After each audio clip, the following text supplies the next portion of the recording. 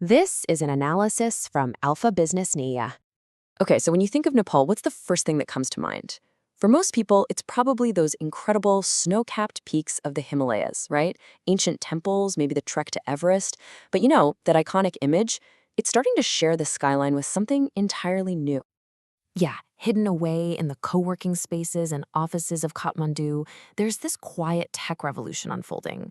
I mean, this is a country that's been defined by tourism and agriculture for so long, and now it's quickly becoming one of South Asia's most dynamic startup hubs. And the numbers here are, well, they're pretty impressive. Think about this. Back in 2015, Nepal had around 300 startups. Fast forward to 2023, and that number just explodes to over 1,500. That's a five-fold increase. It just signals this incredible entrepreneurial energy. But, and this is the paradox, despite all that explosive growth, Nepal has actually slipped in the global ecosystem rankings. It's now sitting at 107th. So what does that tell us? It points to this really critical maturity gap. See, the enthusiasm is absolutely there, but the deep-rooted infrastructure, we're talking capital, laws, and talent, it's just struggling to keep up. The ecosystem is growing wide, for sure, but it's not yet growing deep. So you might be asking, where is all this growth actually happening? Well, let's take a look at the sectors where these Nepali startups are really finding fertile ground. And what's interesting is they're not just copying global trends. They're solving distinctly local problems. And what's really telling here is how these sectors perfectly mirror Nepal's specific needs. You've got fintech booming. Why? Because traditional banking is just plain inaccessible for a lot of people. EdTech is stepping in to fill the gaps left by a pretty strained education system. And then you have the software and data sector, which is just thriving by connecting Nepal's super talented, cost-effective developers to all this global demand.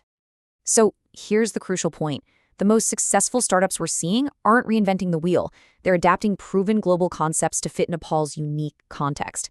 I mean, take a company like Isewa.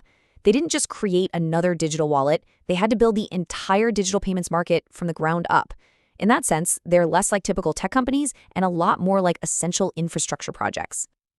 Now, all this rapid growth is obviously inspiring, but it seems to be hitting a ceiling. So to really understand why, we need to diagnose the three critical barriers that are stopping these startups from scaling up and competing on a global stage.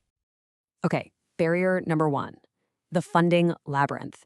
And it really comes down to capital. See, Nepal has this historically conservative investment culture. Traditional money, it flows into predictable, tangible assets like real estate.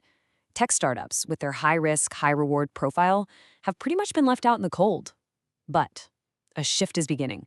We're starting to see a new class of venture capital and impact funds recognizing the massive potential that's been hiding in plain sight. The second barrier is a really severe talent drain, but maybe not in the way you're thinking. This quote on the screen, it just perfectly captures the problem. Think about that. Nepal's top IT specialists don't even have to leave the country to leave the local market. They can earn 2-3 times more just by working remotely for foreign clients. And that creates this vicious cycle where local startups are left scrambling, competing for a much smaller talent pool. And that brings us to barrier number 3. Can innovation really thrive on outdated laws? The answer is, it's tough. I mean, how can an ecosystem truly innovate when the laws feel like they're stuck in the past? Believe it or not, there's still no legal definition for a startup. And things like outdated transport laws have been a constant headache for ride-sharing services, basically creating a hostile environment where innovation gets stifled by bureaucracy. So to really get what success looks like in Nepal, you have to grasp this concept of infrastructure startups. The real winners here aren't just building an app. They're building an entire industry from scratch. Think about it. They have to educate their customers, build trust where it didn't exist before, and literally create the market they hope to one day serve. And probably the best example of this is a company called Foodmandu. Yeah, the story of Foodmandu is just a masterclass in tenacity. It was founded way back in 2010, a time when ordering food online in Nepal basically seemed like science fiction. Along the way, it survived a catastrophic earthquake and a national economic blockade. It took them 6 years just to get their first real institutional investment and 13 years to secure that major funding round. So yeah, this is not an overnight success story. This is a story of building an industry, one order at a time.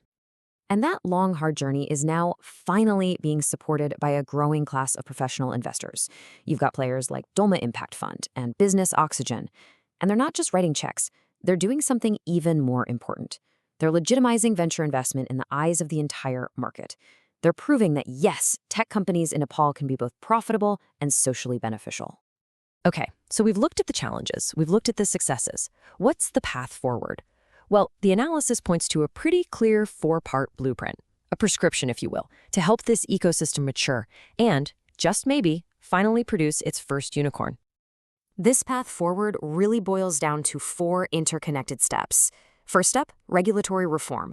We're talking about creating a green corridor for innovation with a real startup act. Second, we need to bridge the gap between education and business, transform universities into idea factories with on-campus incubators. Third, and this is crucial, retaining talent. That means strategically supporting the big IT firms that can pay competitive wages and train the next generation of founders. And finally, you have to develop the investment culture. You do that by popularizing successful exits, which proves to everyone that venture capital is a viable, serious asset class. So, when we put this all together, what does it mean for Nepal's unicorn ambitions? The potential is, well, it's undeniable. But let's be clear, achieving it won't be a short sprint. It's going to be a long-term strategic climb. And here's the most crucial takeaway of all. Nepal's first unicorn probably won't be a flashy social media app or some copy of a Silicon Valley trend. No, it will almost certainly be a company that's born from solving a fundamental domestic infrastructure-level problem. Think logistics, energy, or agritech. So, the strategy for the next decade seems pretty clear, right?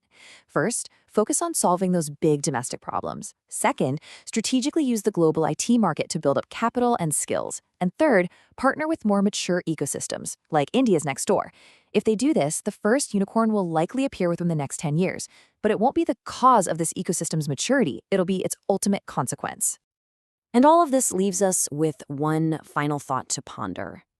Given Nepal's completely unique landscape of challenges and opportunities, the critical question really isn't if a unicorn will emerge, it's what.